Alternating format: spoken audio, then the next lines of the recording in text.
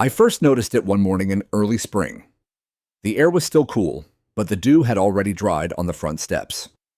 I was sipping my coffee, half lost in the haze of my morning routine, when I felt it, not heard, not seen, but felt. A strange vibration beneath the soles of my boots. It wasn't constant. It came in waves, almost like breathing, deep mechanical breathing rising from under the ground. At first, I thought it might just be my imagination. Maybe a distant generator or a nearby lawn crew. But there were no trucks, no leaf blowers, not even birds chirping. Just the quiet hum of suburbia and that pulsing tremor under my lawn. I stepped off the porch and walked slowly across the grass, setting my coffee mug on the edge of the flower bed. The vibration was strongest by the eastern hedge near the big oak tree. I crouched down, pressed my palm to the soil. It buzzed like a lazy wasp trapped in a jar. Most folks would have shrugged it off, but I'm not most folks. See, before I retired, I worked 30 years in pipeline inspection for a major oil and gas firm, one of the big names you hear on the news when something goes horribly wrong. My job was to catch the things that go wrong before they blow up. Corrosion, fatigue, pressure, anomalies, illegal third-party digging, you name it. I've been on sites where a missed vibration like this turned into a crater wide enough to swallow a bus. So no, I wasn't going to shrug this off. The HOA wouldn't like it, though. They didn't like anything that disrupted their little kingdom. I'd moved to Silverbrook Crossing 2 years prior. After losing my wife to cancer, I needed a place quieter than Houston, but not so remote that I couldn't walk to the grocery store. The place looked clean, neat, like something out of a retirement brochure. But beneath the neatly trimmed hedges and matching mailboxes was an HOA with teeth, and its president, Karen Duvall. Karen was exactly what her name conjured: sharp haircut, sharper tongue, and a moral superiority honed like a blade. She once fined a woman $200 for having a lavender bush that disrupted the aesthetic harmony of the community. That lavender bush was planted in memory of the woman's son. Still, I kept my head down, paid dues on time, attended the occasional meeting, until that morning when my lawn started breathing. That night, I did a sweep of the neighborhood. I wasn't trespassing, just walking, listening, feeling. The hum returned in irregular bursts, sometimes faint, sometimes stronger. I noticed it clustered around 3 areas: my yard, the community garden across the street, and most consistently around the HOA clubhouse. That's when I remembered something from my first month here. A contractor's van parked near the clubhouse, unmarked, working after hours. At the time, I thought maybe it was just routine maintenance. Now I wasn't so sure. I went home, opened my file cabinet, and pulled out my old vibration analysis handbook. Buried under years of paperwork was the exact model I used to inspect buried steel. I still had some of my old tools, nothing fancy. Just a handheld geophone and pressure gauge, but enough to get a feel for things. I'd always kept them more out of nostalgia than utility. Guess it was time to dust them off. The next morning, I was kneeling by my eastern hedge geophone, pressed into the dirt, when I heard footsteps on gravel. "You planning to dig up your yard?" Mr. Bennett came a clipped voice behind me. Karen. She was standing by the sidewalk, arms folded, wearing her usual pressed polo, and that red HOA badge she liked to flash like a sheriff's star. Her lips were tight, like she was already annoyed with me. "Just checking for moles," I said without looking up. "Moles," she echoed flat. "Big ones," I said, tapping the geophone gently, "with steel jackets and pressure faults." She didn't laugh. She rarely did. This community has specific rules about unauthorized landscaping. If you're thinking of trenching or installing anything, you'll need board approval and permits. "Not planning on digging, Karen," I said, standing, just listening. She stepped closer, peering at my equipment. "What exactly is that?" "Old friend from work." She squinted, clearly irritated that I wasn't giving her a straight answer. "Well, whatever it is, I'd suggest you stop before people get the wrong idea. We've had concerns in the past about overstepping personal property boundaries. You wouldn't want to start a rumor, would you?" There it was. The warning wrapped in neighborhood courtesy. The HOA's signature move. I smiled politely. Of course not. Just enjoying the quiet. She lingered a moment longer, then walked off, clipboard swinging at her side like a weapon. That night I couldn't sleep. I lay in bed with the windows open, listening. And around midnight I heard it again. The humming, louder this time. And beneath it, something new. A faint gurgle, like water under pressure moving through a pipe too narrow or too old. That was when I knew. Something down there was failing. They wouldn't believe me, not yet. But something was coming, and I'd be damned if I let them bury it literally or figuratively. The HOA meeting was held in the community clubhouse every second Thursday of the month. You had to RSVP online. You had to sign in at the door. You had to sit in one of the identical gray chairs lined up like they were expecting a sermon. The whole place reeked of control and lemon pledge. That night I showed up early, not because I wanted a front row seat, but because I didn't want Karen spinning the narrative before I could speak. I brought my binder. Inside annotated maps of pipeline routes, old photos I'd taken of the contractor vans, a few preliminary notes from my geophone readings. Nothing official, nothing public record. But enough to make someone pay attention. Or so I thought. When my name was called during the open comment period, I stood up and walked to Mike on the podium. Karen gave me that tight smile of hers, the one that said, "I've already decided this doesn't matter, but let's hear it anyway." "Good evening." I started, keeping my tone even. "I'm Tom Bennett, 42 Rolling Creek Lane. I've lived here just over 2 years. I wanted to bring up a concern about underground infrastructure near my property, specifically some vibrations I've been tracking for the past week." Some people shifted in their seats. A few turned to look at Karen. Her smile didn't move. I continued. "I used to work in pipeline safety. Based on what I'm detecting, there's consistent mechanical resonance under several parts of the neighborhood near my yard, the community garden, and especially around this clubhouse. I'm worried we may have a degraded line down there, possibly corroded piping or poor insulation." I paused, waited. Karen leaned forward, her elbows resting on the lacquered table in front of her. "Mr. Bennett," she said loud enough for the microphone to catch every syllable, "are you suggesting there's some kind of malfunction beneath our community grounds?" "I'm suggesting," I replied, "that we have reason to investigate. If there's a utility line, water, gas, anything aging or improperly maintained, it could pose a serious risk." "And what makes you believe you're qualified to determine that?" she asked. "I spent 3 decades in the field. I've investigated post-incident sites where people died because someone ignored signs just like this." Karen's smile faded. She straightened her posture like a cobra rising from a basket. "With all due respect," she said, "this community is built to code. All infrastructure is city permitted and up to date. And if you're detecting vibrations, perhaps you should check your home appliances." A few soft chuckles floated from the back of the room.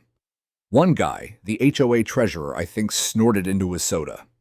My jaw tightened, but I held steady. "I'm not here to grandstand," I said. "I'm asking the board to allow a professional inspection. I'll even pay for the preliminary scan myself." Karen's eyes narrowed. "You want to dig on HOA property? That's not how this works. Our land, our rules." "I don't want to dig anything," I said calmly. "There are non-invasive diagnostic tools. Sonar, EM pulse mapping, even thermal variance scans. I can make a few calls."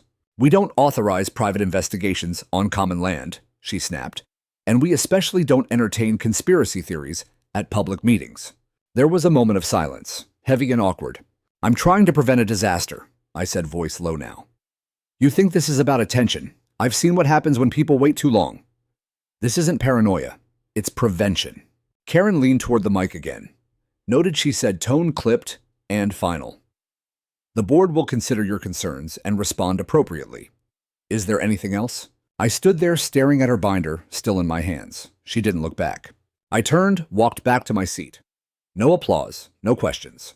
Just the quiet rustle of khaki slacks and crossed arms, people looking at me like I'd just accused Santa Claus of arson.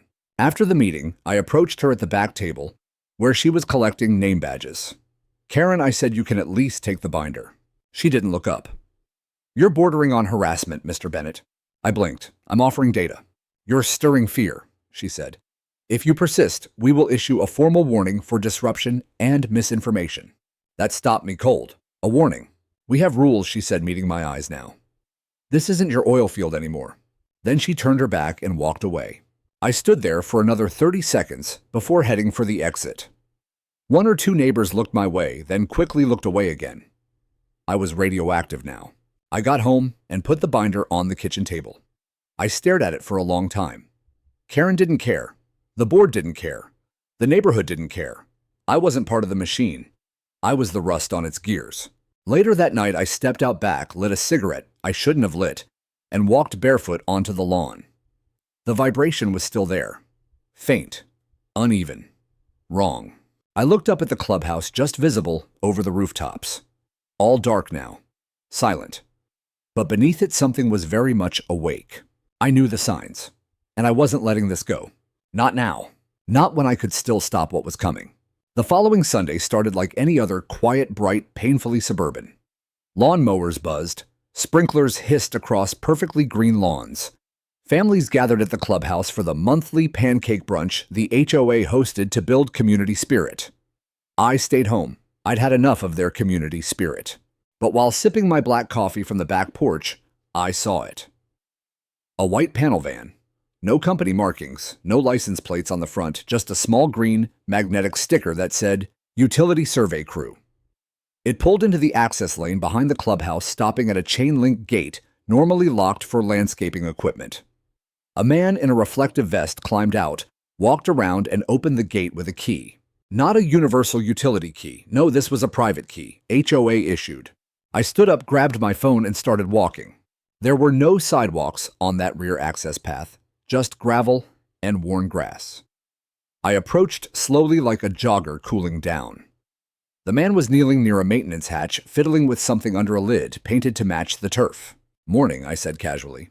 He looked up startled. Hey, sorry, I shouldn't take long. No worries, I said. Gas or water? Gas, he answered too quickly. I glanced at his clipboard covered in HOA letterhead. Not the city seal. Not the county. You work for the city, I asked. He hesitated. Contracted through a vendor. Private inspection. I nodded slowly. Right. He shifted, clearly uneasy now. Do you live around here? Yeah, I said. Right on Rolling Creek. Which makes this my concern. The man stood dusting his gloves. Sorry, sir. I've got to keep working.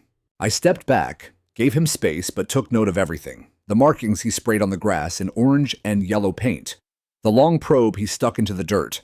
The way he held his ear to it and waited. I recognized the method. A leak detection test for pressure loss. But he wasn't taking any real readings. His scanner wasn't even powered on. He was faking it. That night, I dug deeper. I went online searching for public permits tied to the HOA's parcel. According to the city records, the only recent approval for underground work was 3 years old. A drainage line repair behind the clubhouse. Nothing about gas lines, pressurized systems, or structural retrofits. I cross-referenced utility easement maps and stormwater layouts. What I found didn't make sense.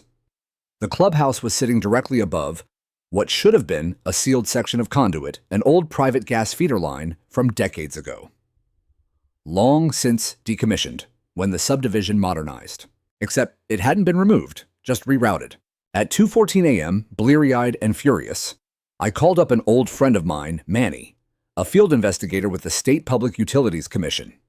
He was half asleep, but when I explained the signs, the vibration, the pressure noise, the unpermitted activity, his tone changed. You think they're using an uninspected pressure line? He asked. I think they bypassed the city system to save money, I said.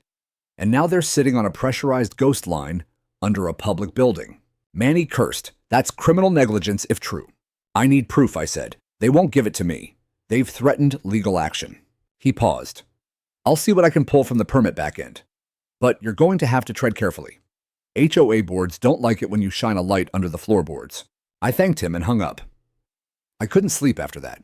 The next day, I took a walk past the community garden where the pipeline trail continued. My foot sank slightly into the earth near a corner plot. I looked down. A faint patch of yellowed grass, shaped like a crescent marking the exact path of a buried line. I knelt, pressing my palm to the ground. The vibration was stronger here. I stood turned around and saw Karen watching me from across the cul-de-sac. She didn't wave. She didn't smile. Just stood there motionless like a portrait of suspicion. Later that evening, I received a certified letter. It was from the HOA. Dear Mr. Bennett, it has come to our attention that you have engaged in unauthorized surveillance and speculation regarding community infrastructure. Be advised that the HOA considers this behavior disruptive and potentially defamatory. Should you continue these actions, legal proceedings will be initiated under the neighborhood covenant clauses related to harassment, slander, and community interference. Sincerely, Silverbrook Crossing HOA Board. They were trying to shut me down legally, emotionally, publicly. But I wasn't rattled. I was pissed. I had spent my career protecting people from exactly this kind of reckless shortcutting. I had stood over smoking craters where someone's cost-saving measure had taken lives. I had watched parents cry over charred shoes that once held the feet of children. And now Karen wanted me to shut up and smile so she could preserve her power. No, not this time. That night, I called Manny again. "I want to report a suspected violation," I said, "and I'm willing to put my name on it." "You sure?" he asked. "This gets real fast. Legal action inspections, shutdowns. You'll be public enemy number 1. I stared out my front window at the darkened clubhouse. "I've been here before," I said. "They don't scare me." What scared me was what would happen if I did nothing. The pipeline wasn't just unstable. It was a loaded gun. And these people were treating it like lawn decor. The HOA liked to think of me as just another grumpy retiree with too much time on his hands. That was their mistake. They saw the gray hair and quiet demeanor and assumed I spent my days worrying about grass height or which neighbors left their garbage bins out too long. But they didn't know what I used to do for a living, or why I quit. Back in the 90s and early 2000s, I worked for Hensley and Bratt Infrastructure Solutions, one of the largest private contractors maintaining oil and gas pipeline systems across the Midwest and Southwest. My specialty wasn't just inspection, it was failure analysis. My job began after things went wrong. Explosions, collapses, underground ruptures that tore through highways or suburban cul-de-sacs. I would walk into chaos, step over fire hoses and crater edges, and dig into the why behind each failure. I read steel like other people read palms. There's a look in people's eyes when they realize someone should have listened. It stays with you. It stayed with me. My final job before retirement was outside Amarillo. A rural line had gone unchecked for nearly a decade. We found signs of corrosion years earlier, electrochemical pitting minor, but spreading. But the client refused a full replacement. They patched it, delayed, cut corners. When it finally blew, it leveled a farmhouse and killed a mother and her 2 sons. I met the husband at the site. He didn't yell, didn't blame. He just stared at the still smoking pit where his life used to be and said, "I knew it." That night, I typed my resignation letter. I thought moving to Silverbrook Crossing would give me peace, some quiet, some healing. I was wrong. After the threat letter from the HOA, I knew I had to push harder but smarter. I couldn't get into their records. I didn't have subpoena power or a warrant. But what I did have was an understanding of pressure systems and how to document signs of failure better than any clipboard Karen could imagine. So I started a logbook. Every morning I'd walk the same route. My yard, the community garden, the eastern sidewalk behind the clubhouse. I brought my handheld geophone wrapped in an old lunchbox cooler so I wouldn't draw attention. I recorded timestamps, vibration levels, intensity of resonance, even ambient temperature. I logged the changes day by day, and they were getting worse. The pressure sounds were growing sharper, shorter intervals, rhythmic bursts of expansion and contraction. Classic signs of internal stress. If it was gas, it meant a pressure regulator was malfunctioning. If it was water or sewer, it meant a blockage was forming, pressure building, nowhere to go. But the real clue came 2 weeks later during a hot streak in June. The air was thick and still, like a held breath. I walked past the clubhouse at 7:15 a.m. and nearly missed it, a hairline fracture along the concrete base of the west garden wall. Not much, just a slim diagonal crack about a 1/4 inch wide, running from the base toward the drainage channel. I crouched down and touched it. Warm.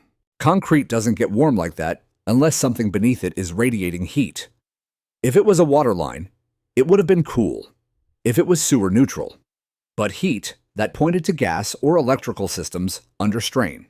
And this crack meant subtle soil displacement, likely caused by a shallow expansion of something pressurized underground. This wasn't just theory anymore. It was happening. That evening, I compiled my readings into a neat PDF. I included photos, diagrams, and written observations. I sent it not to the HOA, but to Manny. I knew he couldn't act officially without jurisdiction, but he promised to escalate it to the State Utility Risk Evaluation Team. 2 days later, he called. "I showed your data to my supervisor," he said. "She's concerned. especially the surface temperature and vibration delta. She wants to send a junior inspector for an unofficial look. When I asked, "Tomorrow, discreetly. Tell him to bring a multi-gas detector and a thermal scanner," I said, "and to watch for HOA board members lurking with clipboards." He laughed. "You're serious? You have no idea." The inspector arrived just after sunrise. A 20-something guy named Joel, clean-shaven with boots that hadn't seen a proper site yet. He looked nervous. I met him at the edge of the trail near the clubhouse fence. We pretended to jog together, looping around the perimeter, pausing only where I had marked key sites with small chalk dots on the curb. Joel crouched down, pulled out a portable gas sniffer, and scanned along the base of the clubhouse wall. It beeped. Then it beeped again. Higher reading. He frowned. Low levels of methane. Could be organic decay. But this isn't high vegetation soil. Exactly, I said.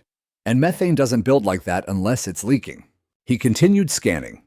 The handheld thermal sensor showed a narrow line of increased surface temperature, about 5 degrees warmer than the surrounding soil, running in a straight path toward the community garden. Pipeline, I said. Undocumented, maybe even retrofitted. Joel nodded. This isn't normal. He took pictures, logged coordinates, and shook my hand. I'll submit this quietly. But off the record, this is sketchy as hell. As he walked away, I spotted Karen again standing by the HOA mailbox cluster, watching with that same thin-lipped glare. This time I waved. She didn't wave back. The next morning, a formal notice appeared on my doorstep. A $500 fine for unauthorized surveillance of common areas and harassment of community vendors. I laughed out loud. They were panicking, and that meant I was getting close. It happened just before dawn on a Wednesday. I'd barely slept the night before. Too much tension in my chest, too much pacing across the floorboards. The hum beneath my yard had grown stronger over the last 2 days, faster, tighter, like a machine revving toward a red line. Joel's findings only confirmed what I'd already known deep in my bones. We weren't sitting on theory anymore. We were sitting on a bomb. At 5:42 a.m., I stepped outside into the cool morning air wrapped in my old flannel robe. The sky was still ink dark, the silence broken only by a soft breeze moving through the hedges. But something was wrong.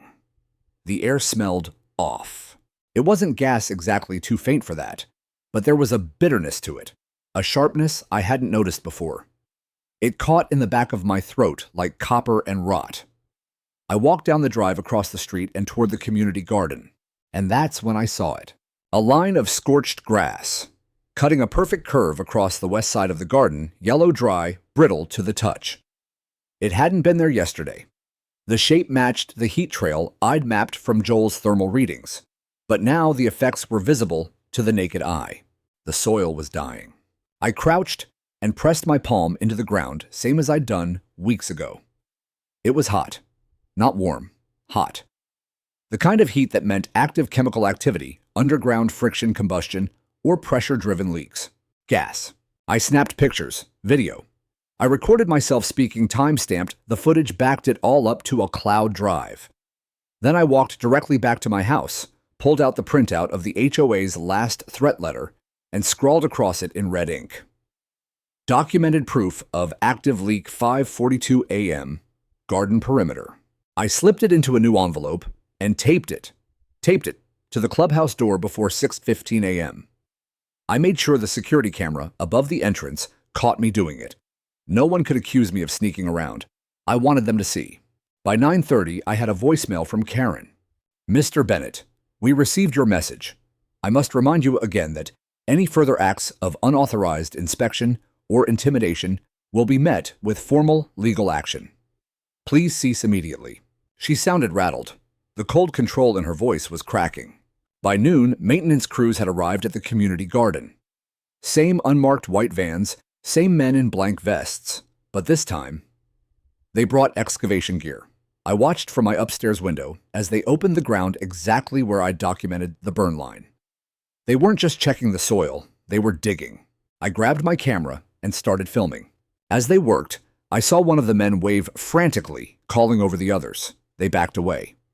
One of them pulled out a portable sniffer, same model Joel had used. He swept it over the exposed dirt. It blinked red, once, twice. Then they pulled the plug.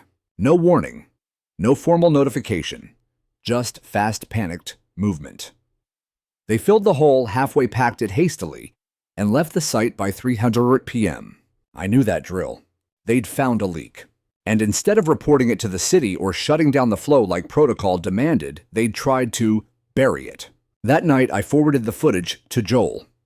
He called me 5 minutes later. "You said they dug without permits." "I've got video," I said. "Full excavation active response. At least one positive detection." He swore. "That's illegal. If they're touching a pressurized system without notification, they're in violation of 4 separate statutes. And if it's gas, that's a public endangerment charge." "Are you going to act?" "I don't have to," he said. "I sent your data up the chain last week." "You were right." That line beneath the clubhouse, it was decommissioned in 1998 and wasn't supposed to be active, but someone tapped into it illegally. The air went cold around me. "They've been piping gas through a ghost line for over a decade," Joel said. "And no one knows who signed off on it." "I do," I said quietly. "Karen. Or someone on her board. Someone cut corners. Someone wanted to save HOA money and avoid the city's rising rates, so they reactivated an old forgotten artery under the clubhouse, hoping no one would notice. Until I did. "Get ready," Joel said. "We're sending an official team tomorrow. You might want to stay out of the way." "Not a chance," I replied. At 600 p.m., I walked down to the garden again. The excavation site was roughly packed with fresh sod thrown over the top like a rushed burial. A sign had been stuck in the dirt. "Routine landscaping. Please keep off." I laughed bitterly. They were still pretending, still hoping no one would see the smoke pouring from under the doorframe. At home, I opened my binder again, added a new page. Leak number 1 confirmed. Scorched vegetation. Gas detected. Evidence buried. I inserted a printed photo from my phone of the burn line cutting through the soil. Then I closed it, locked the cover with its faded brass latch, and leaned back. They wouldn't stop. Not until something forced their hand. And by then I feared it might be too late. Because the ground wasn't just humming anymore. It was groaning. The certified envelope arrived 2 days after the leak. No return address, just a gold HOA sticker slapped onto the corner like a smug little signature. I recognized the typeface before I even opened it. The same faux formal Times New Roman they used for every newsletter, fine notice, and threat wrapped in politeness. Inside was a 3-page letter stapled and stamped with official-looking language that tried hard to sound civil but failed spectacularly. The message was crystal clear. "Mr. Bennett, your ongoing interference with Silverbrook Crossing HOA operations, including unapproved inspections, dissemination of false information, and harassment of contracted personnel, has violated multiple provisions of our community charter. Effective immediately, you are being assessed a $1,200 fine for unauthorized access to common areas. A cease and desist demand regarding any further engagement with HOA infrastructure. A formal warning that legal action will be pursued if behavior persists. Failure to comply may result in a lien against your property." There it was, the nuclear option. A lien, over a leak. They weren't trying to scare me anymore. They were trying to break me. I sat at the kitchen table with the letter between my hands, staring at the words like they might rearrange into something sane. But no, they were doubling down. Burying truth beneath threats. And if I hadn't known better, I might have been shaken. That's how HOAs worked. They didn't need to be right. They just needed to be relentless. And they counted on people folding to the pressure. But I'd buried friends. I'd walked the scorched outlines of explosions. I'd seen what happens when people ignore the early warnings. If they thought this letter would silence me, they'd forgotten what happens when a man has nothing left to lose but his name. I picked up my phone and called Manny. "They hit you with a lien notice already?" he asked, incredulous. "Threatened one," I said. "And a fine." Jesus. I heard typing on the other end. He was digging, fast. "Okay," he said. "I can escalate this. I already submitted our field report to the state board. They've flagged the area. It's in pre-investigation. But until something actually ruptures or causes measurable public harm, it's considered low priority." "What about the ghost line?" "Still no ownership confirmation," Manny said. "Your HOA's utility arrangements are buried under 5 layers of private contractors. But we're on to it." "Can I release the report?" I asked. He hesitated. "Technically, no. But if a copy found its way to the media or city council, I wouldn't stop you. I didn't need more. That night, I created a Dropbox folder with everything, as my vibration logs with timestamps. Joel's thermal photos. The garden leak images. A video of the unmarked crew digging up the active leak. A scanned copy of the HOA's threat letter. And finally, a recorded voice memo of myself calmly explaining the entire situation as if giving sworn testimony. I titled it, Silverbrook Crossing Pipeline Dossier, for public record. Then I emailed it to 3 people, one at the city council member for our district who I'd met once at a town hall. 2. A local investigative journalist from Channel 7 News who'd recently reported on zoning scandals. 3. A friend from my old job who now consulted for a safety oversight nonprofit. By midnight, I received 2 replies.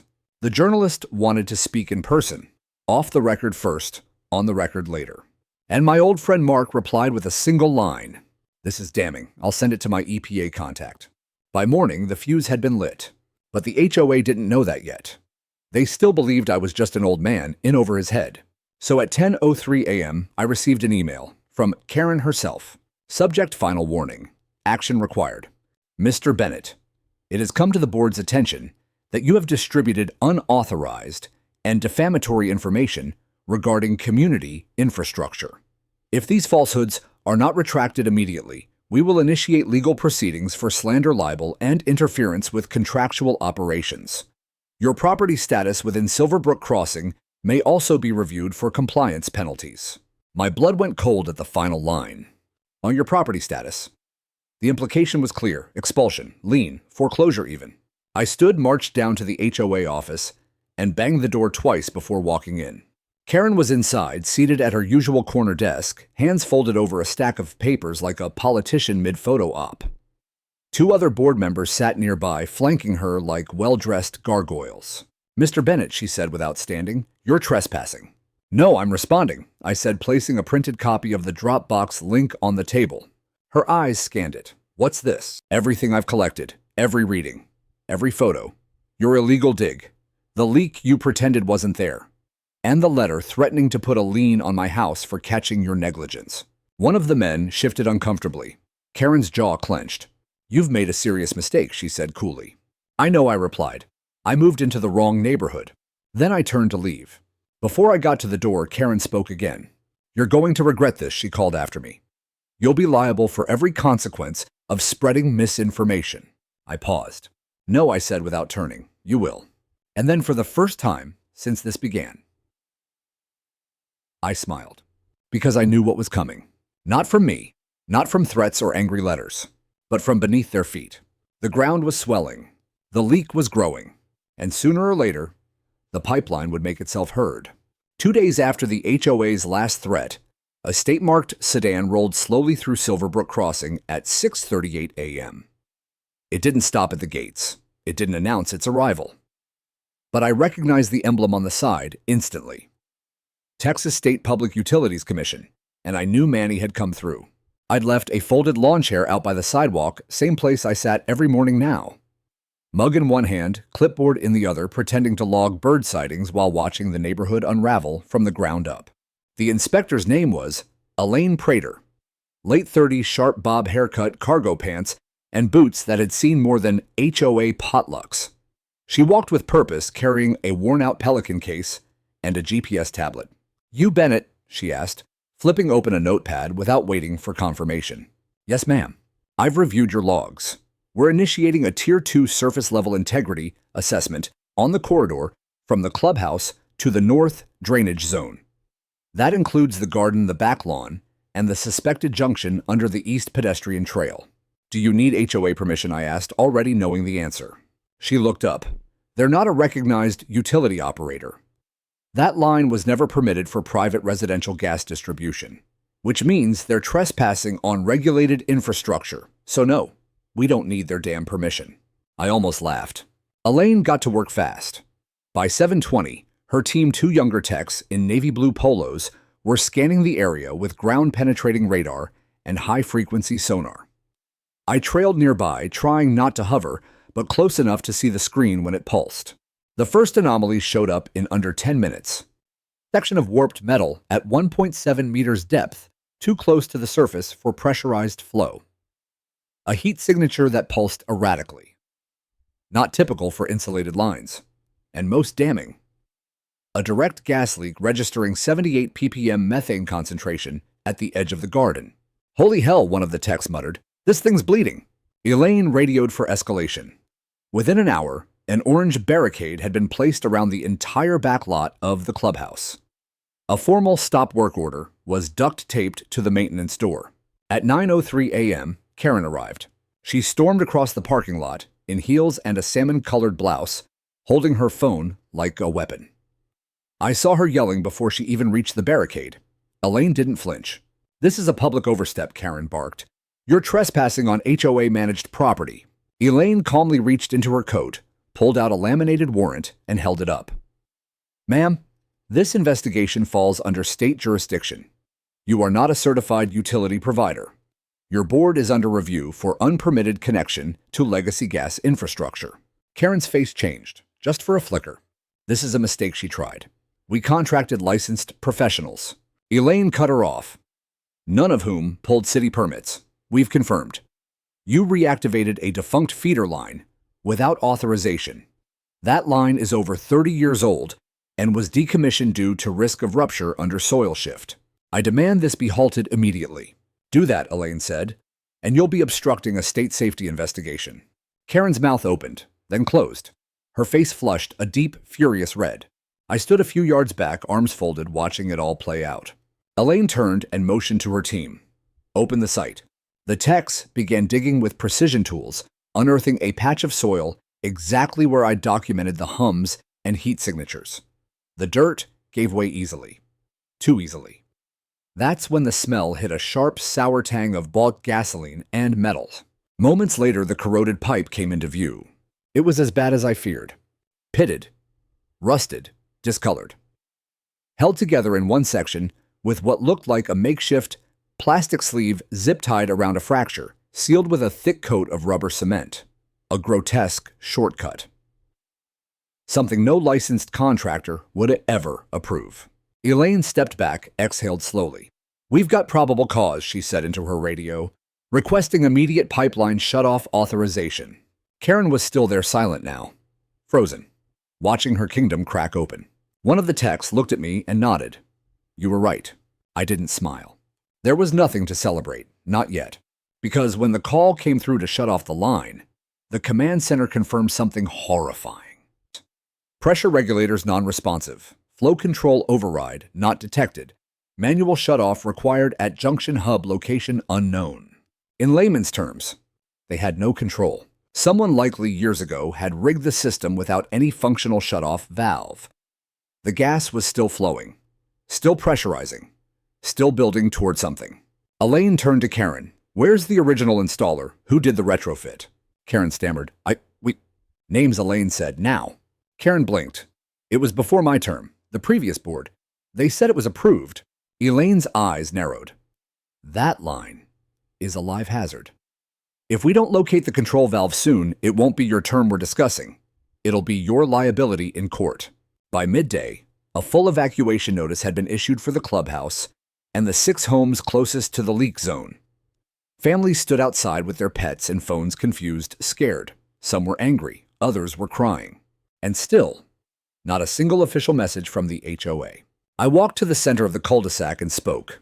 You're all in danger, I said. This pipeline is unstable. The HOA knew. They were warned. They silenced it. But the state's here now, and it's going to blow if they don't find that valve. Silence. And then from somewhere near the back. Applause on one man, then 2. Then an elderly woman who I remembered from the lavender bush incident. You warned them, she said. You tried. I didn't answer. I just looked at the ground beneath our feet. It was trembling again, like a warning or a countdown. The explosion didn't come with a warning. It didn't give us the decency of a siren or a countdown. It came the way bad things often do, suddenly, violently, and with the unmistakable finality of something that should never have been allowed to exist. It was 4:12 p.m. The state team had spent the entire day scanning every inch of the easement corridor. They'd brought in a new crew, 5 more inspectors in hard hats, and reflective vests equipped with advanced leak detectors and soil displacement monitors. Elaine had called for the city's emergency response unit. Streets were cordoned off. Electricity was cut to the clubhouse and its surrounding amenities. Gas utility trucks were parked along the southern boundary. But still, no one could find the shutoff valve. At 3:50, they unearthed a partial junction box behind the clubhouse. It was corroded, filled with rust and mud. The handle snapped clean off. There was no readable serial number, no access code, and worse, no control. The team radioed in. Box is dead. Doesn't respond to manual override. System appears hacked or bypassed. I was standing in my front yard with binoculars watching everything unfold. Neighbors were gathered in groups on porches and sidewalks, whispering, texting, pointing at the yellow tape that ran around the entire community green space. No one had been told the full truth yet, just words like gas concern, precautionary closure, and isolated incident. But I knew. Manny knew. Elaine knew. This wasn't isolated. It was systemic. And then it happened. At first, it sounded like thunder. A deep rumble that came from the earth itself, rolling beneath our feet, rattling windows and nerves. Some people looked up instinctively, expecting a storm. But I knew better. The ground beneath the clubhouse heaved.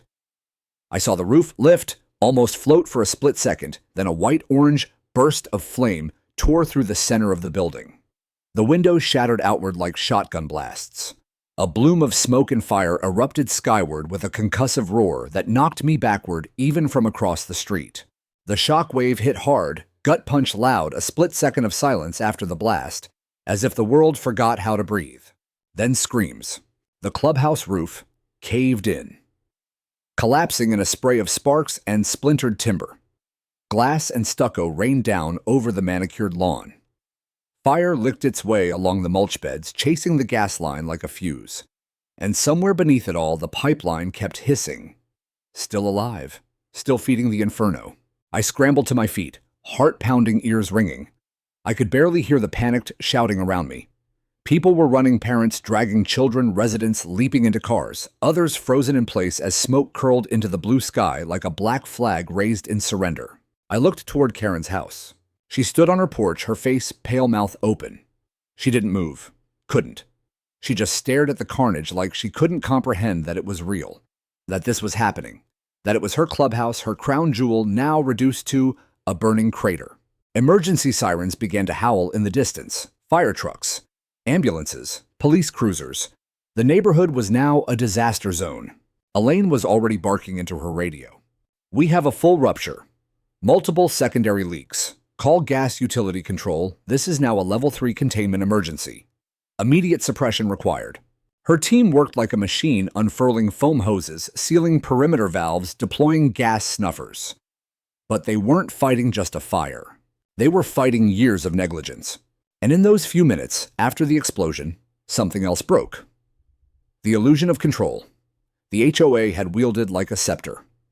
The people who once feared fines and citations now feared fire and smoke, and the raw, ugly truth of what the board had allowed to fester beneath their feet.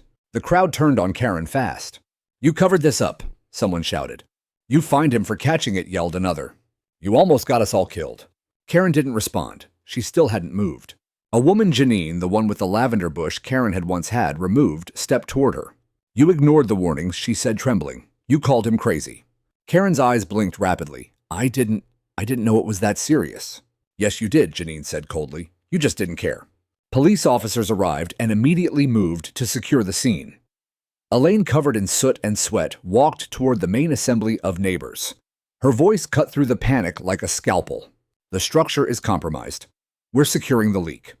All residents within a 100-yard radius need to evacuate. If you have a shelter-in-place plan, activate it now." I stood next to her, and for a moment, she turned and nodded at me, not as a bureaucrat, but as a human being. An acknowledgement that everything I'd warned about had come true. By nightfall, the fire was under control. What remained of the clubhouse was a scorched shell. The foundation ruptured, the lawn charred black like war zone footage. Utility crews worked under floodlights, isolating the remaining flow paths. Hazmat teams scoured the air for toxicity. Reporters began to gather outside the gates. And the HOA, They were nowhere to be seen, except Karen. She sat on the curb beneath a flickering streetlight, arms wrapped around herself, eyes red but dry. I walked past her on my way home. She didn't look at me. She didn't say a word. I didn't stop. Because this wasn't my victory. It was just the truth finally clawing its way to the surface. And the ground beneath us, it wasn't humming anymore. It was silent. Like it too was finally done pretending. The morning after the explosion, the neighborhood woke to silence. Not the kind that soothes, but the kind that presses against your chest like grief. There were no sprinklers running, no dogs barking, no garage doors humming open. Just the low drone of generator trucks and the flutter of yellow "caution" tape around what used to be the heart of Silverbrook Crossing. And just like that, the HOA's power evaporated. Within 24 hours, Channel 7 aired a breaking segment headlined, "Underground Pipeline Explosion Exposes HOA Negligence, Dozens Evacuated." The footage was brutal. Drone shots of the blast crater. Interviews with residents who had no idea a pressurized gas line ran under their garden plots. And then, clear as day, video stills of my leak photos time-stamped 2 weeks before the incident. A homeowner raised concerns about vibrations and surface heat anomalies, and was fined and threatened with legal action for speaking out. The image cut to Karen smiling in a file photo taken at one of her signature HOA brunches. The anchor's voiceover was calm, almost surgical. The board president, Karen Duvall, is now under investigation for suppressing infrastructure complaints and illegally authorizing excavation on a sealed utility line. That night, someone spray-painted, "He warned you," on the crumbled brick sign in front of the clubhouse ruins, in white block letters. They didn't mean me by name, but they didn't have to. The next day, my phone rang non-stop. Reporters, attorneys, neighbors, strangers from across the country. But the one call I'll never forget came from old Karen herself. She didn't open with hello. She didn't try to apologize. All she said was, "You've destroyed everything." I didn't speak. "And do you think they'll care that you were right? The lawsuits are piling up. My husband had to hire a separate attorney. The board's finished. I can't even go to the grocery store." Still, I said nothing. "Why couldn't you just let it go?" she asked, her voice cracking. And finally I answered, "Because you knew. You had every warning, every chance. And instead of listening, you weaponized your authority to protect your image." There was silence on the other end. "You didn't lose control," I said. "You never had it to begin with." She hung up. I set the phone down and exhaled. Not satisfaction, not revenge, but relief. The kind that seeps into your bones when the weight you've carried finally gets acknowledged, not just by people, but by the truth itself. Over the next few weeks, everything fell apart for the HOA. And the state's investigation concluded. The line had been illegally tapped 12 years ago under the direction of a previous board, but reactivated and maintained during Karen's tenure. The insurance company pulled coverage, citing undisclosed hazardous infrastructure. Residents began filing class action suits, not just for property damage, but for emotional distress exposure to risk and suppression of safety complaints. And perhaps most poetic, the HOA funds were frozen. Pending legal audit. No dues could be collected, no fines enforced, no power exercised. The board resigned en masse within a month. Karen tried to run a private petition to install a temporary transitional board, but nobody signed it. At the next community gathering organized by residents, not any authority, she wasn't even allowed to speak. A retired nurse named Linda took the mic and in front of 50 households said, "We lost trust the day you fined the man who tried to save us." She never said my name, but people turned and looked at me all the same. I didn't stand. I didn't wave. I just nodded once and kept my hands folded in my lap. Because I wasn't the hero in this story. I was just a man who couldn't stay quiet when the ground trembled.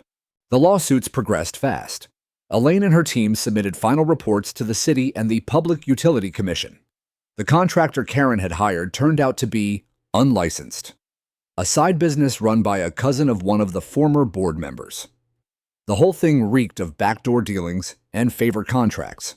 The city took over utility inspections for the entire neighborhood.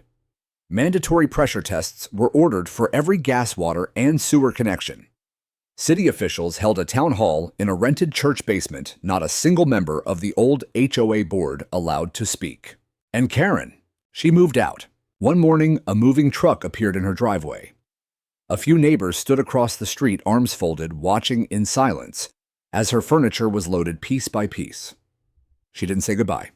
She didn't even look up. When the last box was gone, she got into a black SUV and pulled away from Silverbrook Crossing for good. No one waved. I thought I might feel triumphant when it happened, but I didn't. I just felt empty. Because justice, real justice, it doesn't come with confetti or applause. It comes with scorched ground, torn roots, and the knowledge that, if you hadn't spoken up more, would have burned. In the weeks that followed, something strange happened.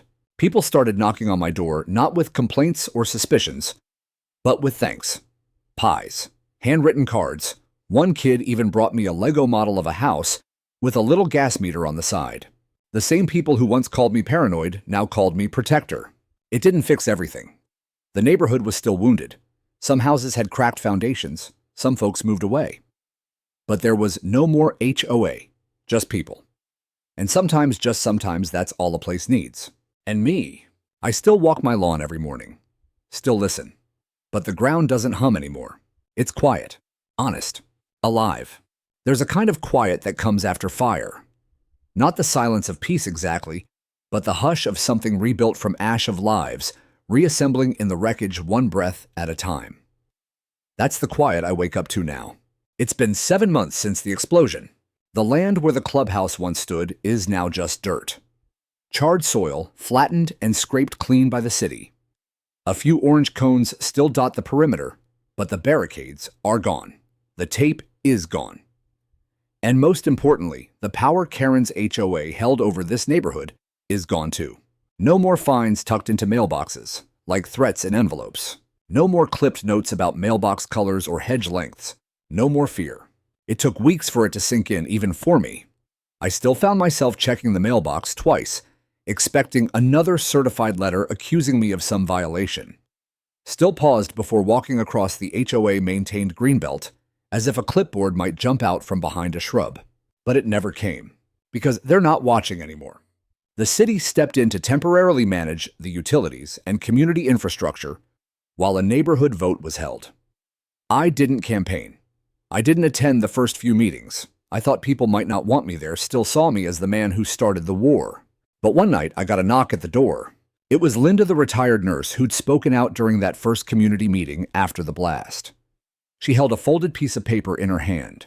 "They want you to chair the new resident advisory board," she said plainly. I blinked. Me.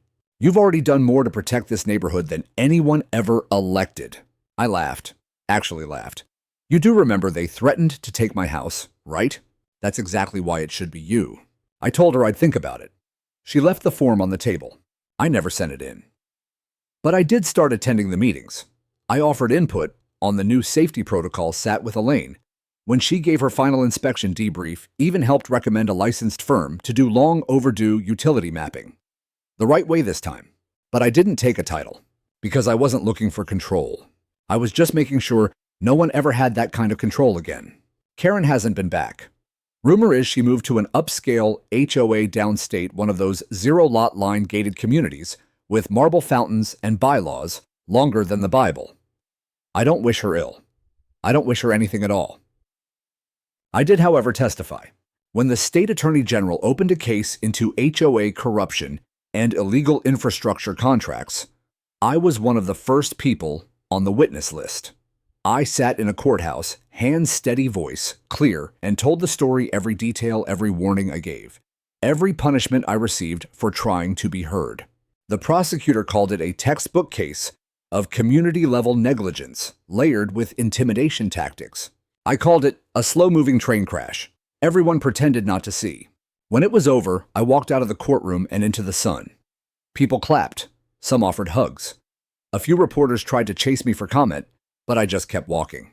Because the thing is, I never wanted any of this. I didn't want the spotlight. I didn't want the lawsuits. I didn't want to become some reluctant local hero. I just wanted someone to listen. And eventually someone did.